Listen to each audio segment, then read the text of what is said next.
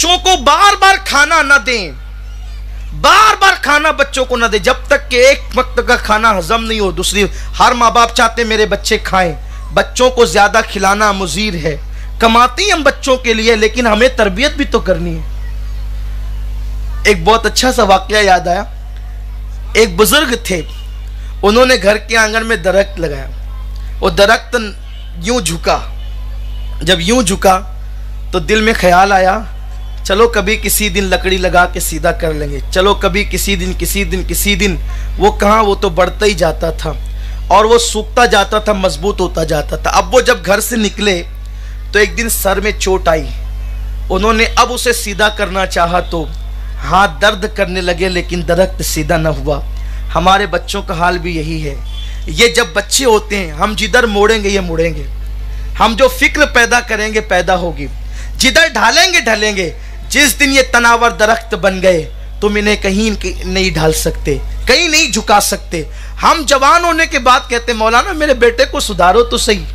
आपने बिगाड़ा, मौलाना सुधारेगा?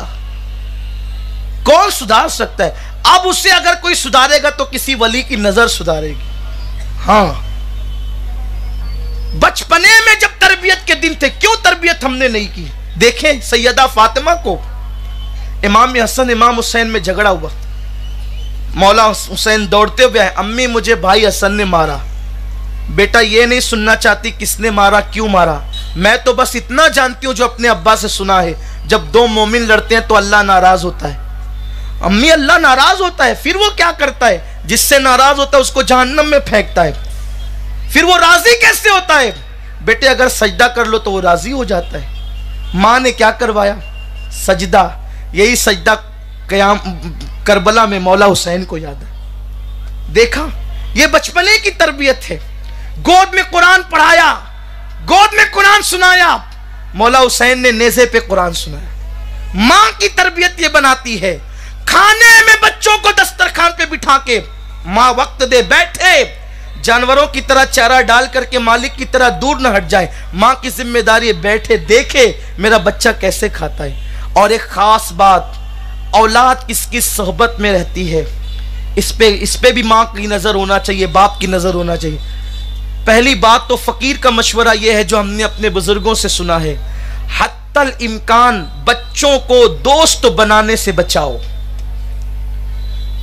बचपने में जितने कम दोस्त हैं उतनी आफियत है, और जवानी में जितने ज्यादा दोस्त हैं उतनी आफियत है।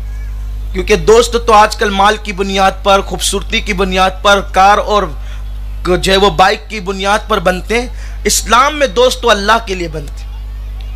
फारूक आजम कहते हैं मेरे दोस्त तो ज्यादा हैं, इसलिए कि मेरे रसूल ने फरमाया क़यामत के दिन उसके दर्जात बहुत बुलंद होंगे जिसने अल्लाह के लिए लोगों को अपना दोस्त बनाया हो। लेकिन अल्लाह के लिए दोस्त तो कैसे? जब तू खुदा को भूले तो वो खुदा की याद तुझे दिला दे, वो दोस्त है। वो नहीं कि चल फिल्म देख कर आते हैं, वो दोस्त नहीं, वो दुश्मन है। चल गाने सुनते, वो दोस्त नहीं, वो दुश्मन है। वो फला के अफेयर के मामलात में पड़ते, वो दोस्त नहीं, वो दुश्मन है। देखो बच्चे किसकी सोहबत में रहते हैं। सोहबत बच्चों को बिगाड़ती भी, बनाती भी। नबी का बेटा गलत सोहबत में पड़े, नूह अलैहिस्सलाम का बेटा वो काफिर हो गया। सोहबत बहुत अहमियत रखती है। हजरत मौलाना रूम रहमतुल्लाहि ताला अलैह फरमाते हैं कि सोहबत का असर ऐसे है जैसे भट्टी और इत्र की।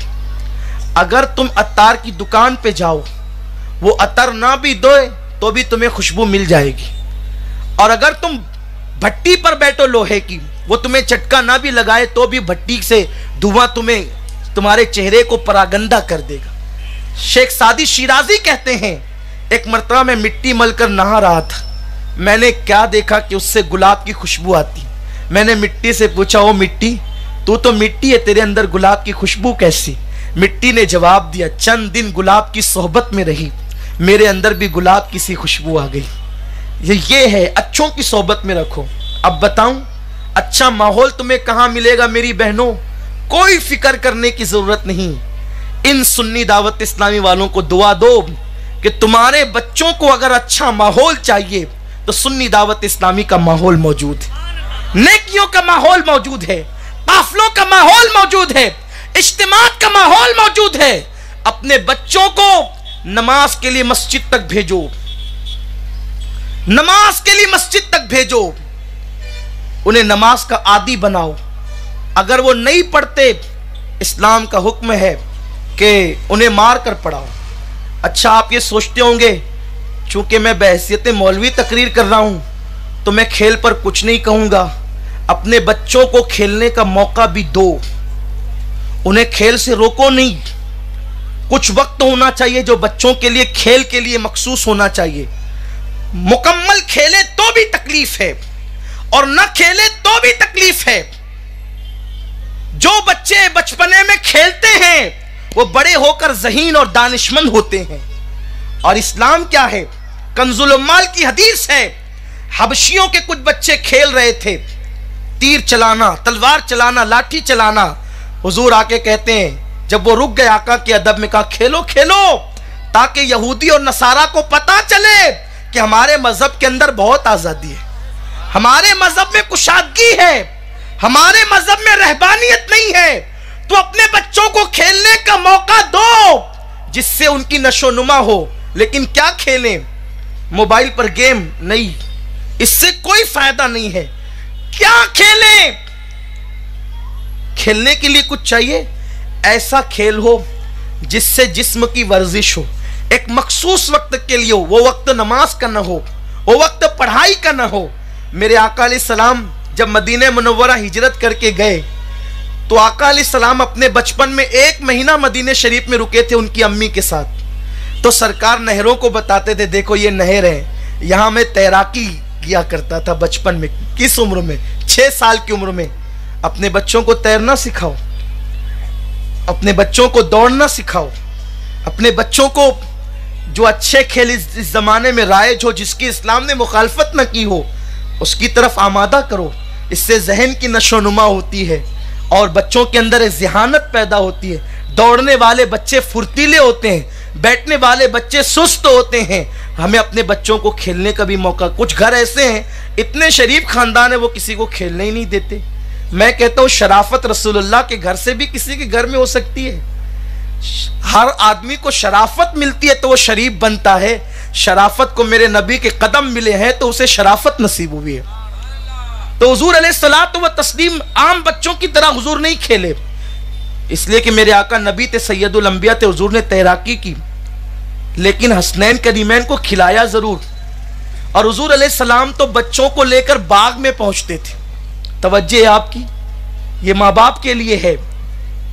बाग में पहुंचते थे, बच्चों से दौड़ लगवाते थे और उस पर हुजूर इनाम मुकर्रर करते थे। बच्चे जब दौड़ते हुए आते, कोई हुजूर के सीने पे गिरता, कोई हुजूर के पेट पे गिरता, कोई हुजूर के पास गिरता। ये हुजूर अलैहिस्सलाम का अंदाज था बच्चों के साथ। ये अंदाज हम भी करें। एक मरतबा मेरे आका को इस तरह प्यार करते बच्चों से किसी ने देखा, कहने लगा, या रसूलल्लाह मेरे तो बहुत बच्चे हैं, मैं तो ऐसी कोई मोहब्बत नहीं करता। हुजूर फरमाते, जो रहम नहीं करता उस पर भी रहम नहीं किया जाता। जाते जाते कुछ बातें, बच्चों को हमेशा डांटे नहीं। कुछ लोग सोचते हैं हम माँ बाप है तो डांटते ही रहेंगे। नहीं, बच्चों की इज्जत नफ्स है, उन्हें बार बार डांटोगे तो वो डांट के आदी हो जाएंगे। उन्हें डांटना नहीं, अगर कभी डांटना भी तो बहुत नरम और अकेले में, कभी मारना भी तंबी करने के लिए, लेकिन चोट नहीं आना चाहिए।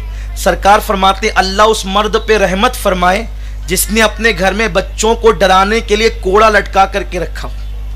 पहले सहाबा के घरों में कोड़े लटके होते थे और जिसके घर में कोड़ा होता था लोग समझ जाते थे यहाँ बच्चे हैं। इसलिए कि हुजूर अलैहिस्सलाम ने फरमाया, अल्लाह उस पर रहमत फरमाए जो जिसने अपने बच्चों को डराने के लिए कोड़ा रखा हो। यानी वो कोड़ा डराने के लिए है, मारने के लिए नहीं।